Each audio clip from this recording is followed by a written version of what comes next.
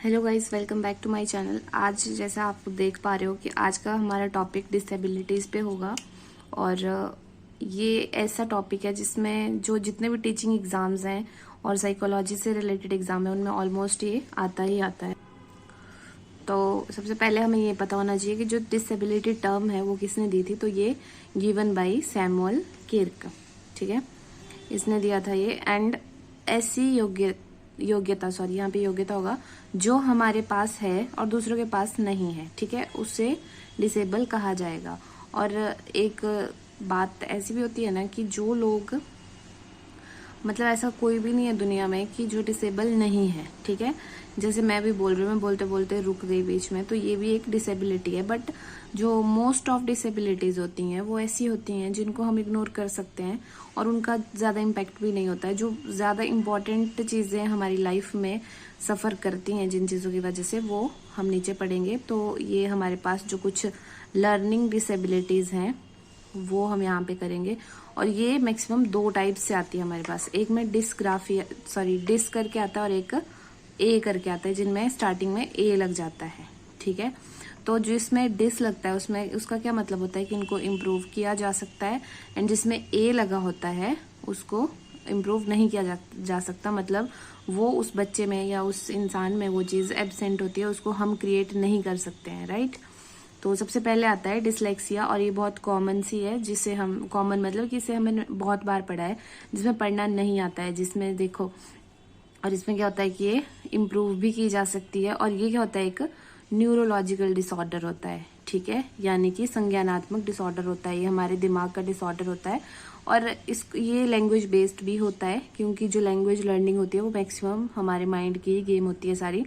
और सबसे पहली बात इसमें हमें यही आना चाहिए, क्योंकि जब भी हम स्टार्टिंग करते हैं अपने DLED की, JBT की या BEd की, उसमें जब भी हम कुछ चीज़ पढ़ते हैं तो उसमें हमें ये सबसे ज़्यादा पढ़ने को मिलता है कि 100 को वॉज पढ़ता है बच्चा तो उसको कौन सी बीमारी है, ठीक है। 100 को वॉज पढ़ने वाले बच्चे को कौन सी बीमारी है, और ये जेनेटिक भी हो सकती है, राइट। Common in public.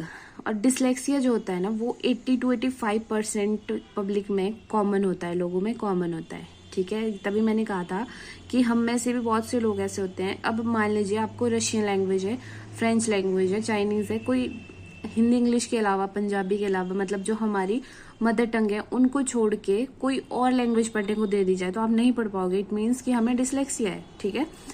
इसका मतलब होता है कि हमें पढ़ना नहीं आता है, लेकिन इसको इम्प्रूव किया जा सकता है। कैसे? जैसे हम उस लैंग्वेज को सीखेंगे तो हमें पढ़ लेंगे, राइट। आगे आता है डिस्ग्राफिया। डिस्ग्राफिया क्या होता है? अनेबल टू राइट, ठीक है, जिसको लिखने में दिक्कत होती है। जैसे 100 को 100 लिखना हो तो SA नीचे लिख दिया, मतलब बच्चों को ये पता नहीं चलता कि 2 लाइन्स में कौन से लेटर्स आएंगे, 3 लाइन्स में कौन से आएंगे और 4 लाइन्स में कौन से आएंगे, राइट। राइटिंग इज पेनफुल, बहुत गंदी हैंड राइटिंग होती है, स्पेलिंग एरर बहुत सारी होती है, लाइन के बीच में कोई स्पेसिंग नहीं होती है, ठीक है। अब जैसे आप मेरे देख रहे होंगे जो मैंने नोट्स अभी लिखे हुए हैं उनमें मैंने स्पेसिंग करी हुई है। अब अगर मैं ये पूरी खिचड़ी साथ में बना दूं, ये कोई गैप ना छोड़ूं, ये कोई लाइन ना छोड़ूं, कुछ ऐसे करके ना लिखूं, तो आपको नहीं समझ आएगा। तो जो जिन बच्चों की डिस्ग्राफिया की प्रॉब्लम होती है उनको ये लिखने में ही दिक्कत होती है। नेक्स्ट आता है डिसकैलकुलिया। डिसकैलकुलिया क्या होता है? Maths related. Calculia means calculation से रिलेटेड, तो कैलकुलेशन ऑब्वियसली मैथ्स में ही होती है। और फिर क्या होता है कि मैक्सिमम बच्चों के लिए मैथ्स एक प्रॉब्लम बन जाती है, बेसिक कैलकुलेशंस भी नहीं आती, ठीक है। जैसे किसी बच्चे को हमने पूछ लिया कि 6 के आगे क्या आएगा, तो वो 9 बोल देगा, 8 बोल देगा, लेकिन उसे 7 नहीं आएगा। 7 बोल देगा तो 7 के आगे अटक जाएगा, ठीक है। और कोई सीक्वेंस में उसे याद नहीं होता। जैसे छोटे बच्चे बोलते हैं 1 2 6 4 1 9 8 ऐसे करके कुछ भी बोल देते हैं, तो ये उसी की एक एग्जाम्पल आप समझ सकते हो। आगे आता है डिस्प्रेक्सिया, ठीक है। डिस्प्रेक्सिया होता है कहीं पे निगाहें कहीं पे निशाना, यानी कि मतलब देख कहीं रहे हैं और काम कुछ कर रहे हैं। तो काम करने का मतलब है गत्यात्मक यानी मोटर स्किल्स। जो डिस्प्रेक्सिया है उसमें मैक्सिमम क्या होता है, प्रॉब्लम्स किससे रिलेटेड होती है? हमारी मोटर स्किल से रिलेटेड। इसमें क्या हो सकता है? फैमिली हिस्ट्री, या आप लगान मूवी में भी देख सकते हो, इसका एक बेस्ट एग्जांपल है। इसमें क्या होता है, ग्रॉस प्लस फाइन। पहले ग्रॉस जो मोटर स्किल होती है वो अफेक्ट होती है, देन फिर फाइन होती है। लेकिन इसमें एक याद रखने वाली बात क्या है कि इसमें हमारी इंटेलिजेंस इफेक्ट नहीं करती है, ठीक है। हमारी बुद्धि के ऊपर या हमारी इंटेलिजेंस के ऊपर इसका कोई असर नहीं पड़ता है। और हैंड आई कोऑर्डिनेशन में डिस्टरबेंस होती है। जैसे कई बार भंगी नज़रें बोलते हैं ना, कि ऐसे कोई देख, आपको लगेगा कोई आपकी तरफ देख रहा है लेकिन वो कहीं और देख रहे होते हैं, तो ये कोऑर्डिनेशन में प्रॉब्लम क्रिएट करती है। और इसको हम डेवलपमेंटल कोऑर्डिनेशन डिसऑर्डर भी कहते हैं, ठीक है। नेक्स्ट आता है attention deficit hyper activity disorder. ये एक बिहेवियर डिसऑर्डर है, ठीक है। ये हमारे व्यवहार का एक डिसऑर्डर है। इसमें क्या होता है, नो अटेंशन, जब बच्चे को अटेंशन नहीं मिलती है। नो सोशल कांटेक्ट, उसका कोई सोशल कांटेक्ट भी नहीं होता है, ये यहाँ पे गलत लिख दिया है। उसमें गुस्सा, केयरलेसनेस, रेस्टलेस, इम्पल्सिव बिहेवियर होता है, एकदम से रिएक्ट कर जाना। और ध्यान, एक जगह पे ध्यान नहीं दे पाता है, मतलब उसको अपनी स्टडीज़ में भी प्रॉब्लम होती है इस वजह से। लेकिन इसको ट्रीट किया जा सकता है बाय थेरेपी, ठीक है। जो ADHD होता है उसको किसके द्वारा ट्रीट किया जा सकता है, आपका थेरेपी के द्वारा, ठीक है। आगे आता है ऑटिज्म स्पेक्ट्रम डिसऑर्डर, ASD, ठीक है। इसमें क्या होता है, problems in social interaction. Social interaction में प्रॉब्लम होती है, बच्चा इंट्रोवर्ट होता है इसमें। और ये रेपिटेटिव बिहेवियर होता है इसमें बच्चे का। नो आई कॉन्टेक्ट, शर्मीला होता है बच्चा, बहुत शाई होता है, जैसे माय नेम इज़ खान में शाहरुख होता है। और इंट्रोवर्ट अभी मैंने बोला, ये ऊपर लिख दिया था मैंने, ये इंट्रोवर्ट यहाँ पे नहीं होगा। ADHD में बच्चा इंट्रोवर्ट नहीं होता, ये ज़रूरत से ज़्यादा ही एक्सट्रोवर्ट बोल सकते हो आप इसको।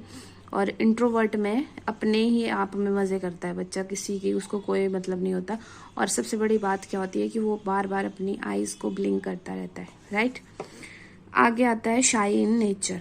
ये जो आपका ऑटिज्म वाला है, इसमें मैक्सिमम ऐसे आपके जो साइंस होंगे वो आएंगे जिसमें आपको हमेशा ऐसे लगेगा कि बच्चा बच रहा है किसी से, हर किसी से, और वो अकेला रहना ज़्यादा पसंद करता है।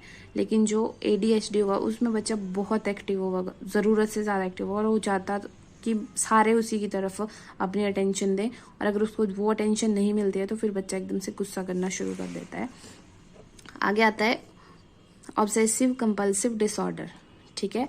ये होता है आपका OCD, जैसे बोलते हैं ना कि OCD है उसको, या कोई लोग आजकल बहुत फैशन में भी बोलते हैं कि मुझे तो OCD है, बहुत सफाई रखना पसंद है। तो ये वही होता है, जिन्हें गंदगी पसंद नहीं होती है वो लोग होते हैं। मतलब अगर किसी ने अगर पेन यहाँ पे रखा हुआ है तो उसको यहीं पे चाहिए, किसी को अगर जिसने अपना सामान जहाँ रखा है उसको वो सामान वहीं पे चाहिए, तो ऐसे लोगों को OCD होता है। जैसे washing, cleaning, orderliness, double checking. जैसे आपने कपड़े धो दिए, धो के रख दिए, तो कोई आएगा उसको दोबारा चेक करेगा कि आपने धो के रखे हैं, नहीं रखे हैं। कई लोग ऐसे होते हैं वो धोने के बाद भी दोबारा से उनको धोते हैं। तो ये एक मेंटल डिसऑर्डर भी आप इसको बोल सकते हो, साइकोलॉजिकल डिसऑर्डर भी बोल सकते हो, और inability to stop over thinking.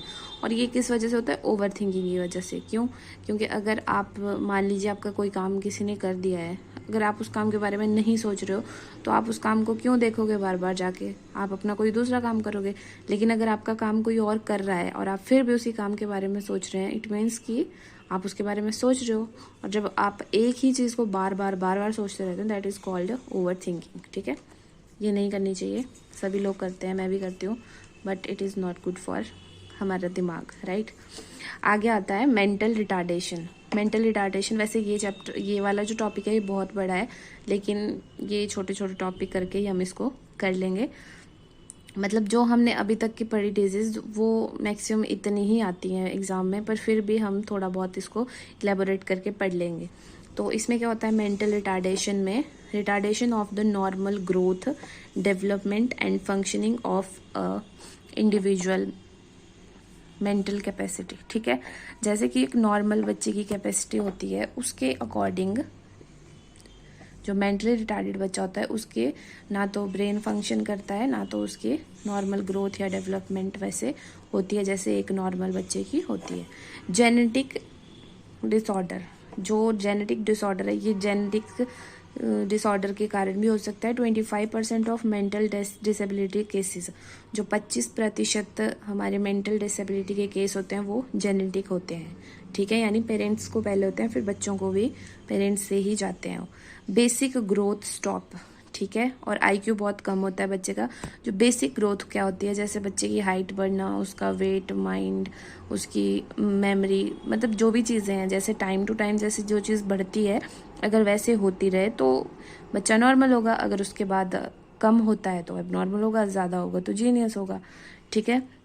भाई आपका मेंटल रिटार्डेशन में माइल्ड जो होते हैं उनकी कितनी वैल्यू होती है, उनकी जो आईक्यू लेवल होता है तो 50 to 55 होता है।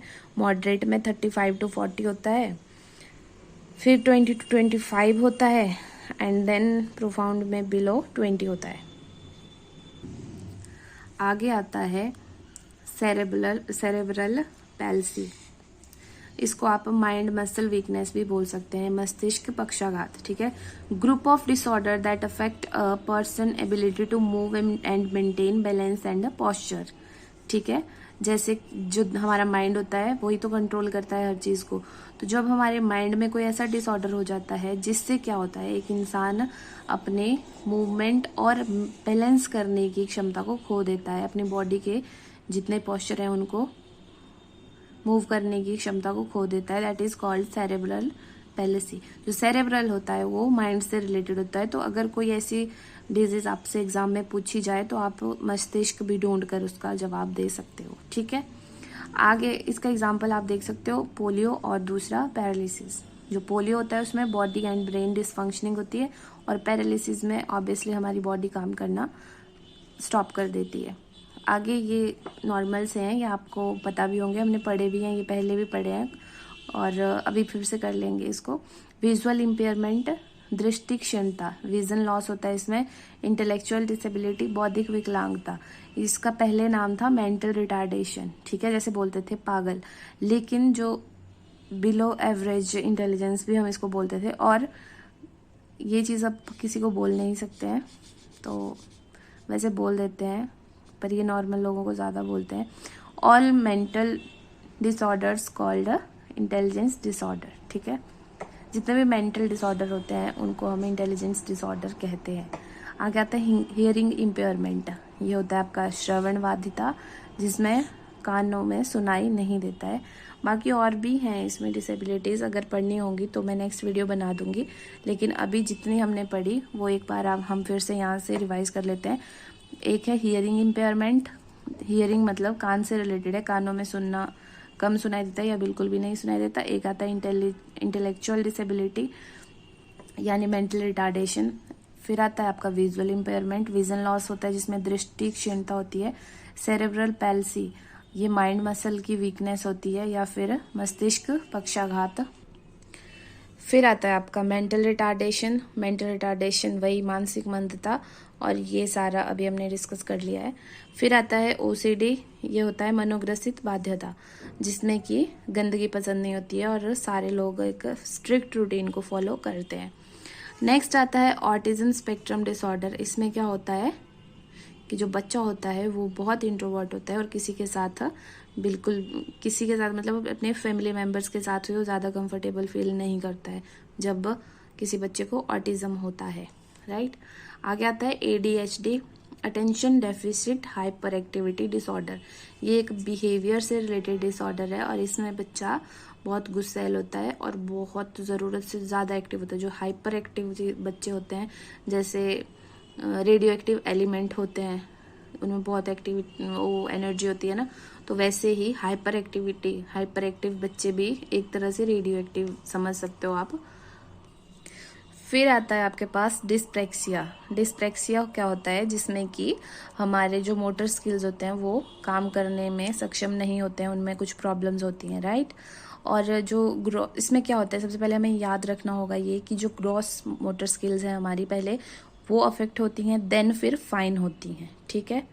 मतलब कि जैसे मान लीजिए हैंड है, अगर ये हैंड चलेगा नहीं तो मेरी फिंगर्स कैसे काम करेंगी, ठीक है। तो सबसे पहले हाथ की प्रॉब्लम होगी, उसके बाद उंगलियों की प्रॉब्लम होगी। और इसको हम ऐसे भी समझ सकते हैं, इसमें एक पॉइंट हमें याद रखना होगा कि इट डजेंट अफेक्ट इंटेलिजेंस। जो डिस्प्रेक्सिया होता है उसका हमारी इंटेलिजेंस के साथ कोई रिलेशन नहीं होता है। यानी जिन बच्चों को डिस्प्रेक्सिया होगा उन बच्चों की इंटेलिजेंस 0 होगी या माइल्ड होगी, या फिर वो मोरॉन कहलाएंगे, वो चीज़ इसमें इंक्लूड नहीं होती है। यानी जो डिस्प्लेक्सिया से ग्रसित बच्चे होंगे वो इंटेलिजेंट भी हो सकते हैं और होते भी हैं, राइट। आगे आता है डिसकैलकुलिया। ये होता है मैथ्स रिलेटेड प्रॉब्लम्स जो होती हैं, मतलब उनको बेसिक कैलकुलेशन भी नहीं आती है, ठीक है। आगे आता है dysgraphia. Dysgraphia means unable to write. 100 और 100 इन दोनों में कितना फ़र्क है, मतलब बच्चे को ये नहीं पता होता है कि 2 लाइन्स में कौन सा लेटर लिखना है और 3 लाइन्स में कौन सा लिखना है। And last one is dyslexia. It can be improved. ये न्यूरोलॉजिकल डिसऑर्डर होता है, लैंग्वेज बेस्ड होता है। 100 वॉज बी डी इनमें फ़र्क नहीं आता बच्चे को पता, और ये जेनेटिक होता है। कॉमन इन पब्लिक 80 to 85% जो पब्लिक होती है, जो लोग होते हैं पूरे संसार में, ये एक स्टडी से पता चला है कि इतने परसेंटेज 85% तक जो लोग होते हैं वो डिसलेक्सिया से ग्रसित होते हैं। और सबसे बड़ी बात ये आप समझ सकते हो, जो डिसलेक्सिया होता है डिसलेक्सिया नहीं, जिन भी लर्निंग डिसेबिलिटीज़ के पास DYS लगा होगा, ठीक है, वो इम्प्रूव की जा सकती हैं। लेकिन जिनमें A लगा होगा वो उनको आप डायरेक्ट समझ सकते हो कि वो एब्सेंट है, वो चीज़ उस बच्चे में या उस स्पेसिफिक पर्सन में एब्सेंट है, वो उसके अंदर क्रिएट नहीं की जा सकती है। एंड जो DY से स्टार्ट होगा दैट कैन बी इम्प्रूव्ड, ठीक है। और इसको भी फिर से पढ़ लें कि गिवन बाय सैमुअल किर्क, जो हमारे पास डिसेबिलिटीज़ हैं उनके बारे में हमें बताया था सैमुअल किर्क ने। और ये बहुत सारी डिफरेंट स्टेट्स में हमारे पास अवेलेबल हैं, जो हमने नीचे डिस्कस कर ली। और डिसेबिलिटी होता क्या है कि एक ऐसी योग्यता होती है जो हमारे पास है लेकिन दूसरों के पास नहीं है, ठीक है।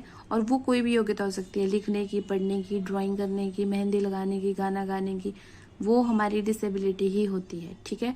तो आई होप आपको वीडियो अच्छा लगा होगा। Thank you so much for watching. Good bye.